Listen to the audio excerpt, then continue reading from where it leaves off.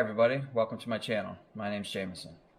This channel is going to be about home improvement, automotive, and just some random stuff you guys might want to learn. For my first video, I decided to do something quick and easy. So my snowblower stopped working, and the reason I knew it was working is my neighbor came over and said that one of the rotors wasn't spinning. Otherwise I wouldn't have known. The one side was still spinning, it was still throwing snow. This was the only way I could tell. So, parts needed for this will be a 1/2-inch wrench, ratchet, and a 1/2-inch socket. Here is the shear bolt. There's the part number on the bolts that I ordered. Okay, let's get to it. So as you can see, there are 2 shear bolts, one for each side, and this one, you can see the head is missing off of it. It's still caught on the bolt. You can see that there is the bolt on the back side, so sometimes the bolt may fall out altogether, sometimes you may have to knock it out, so a little hammer, and I just have a nail. Try to knock it out here. So yeah, the rest of the bolt just fell out. Okay, so new bolt should slide right in.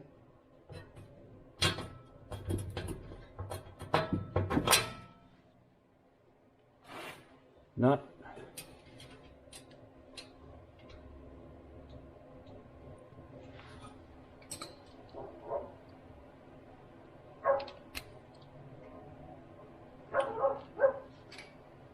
My dog's barking in the background, and there is no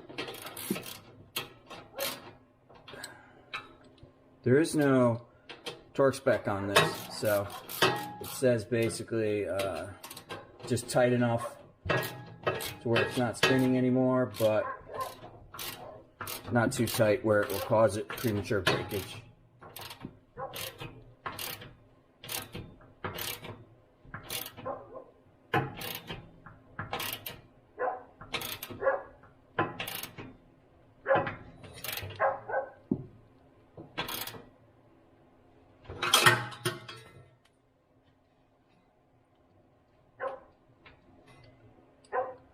Get a little more.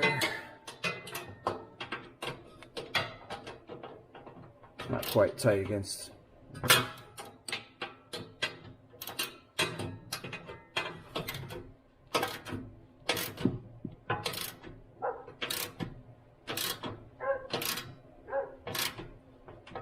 There. So it's not spinning anymore. It's tight up against there. That is an OEM bolt.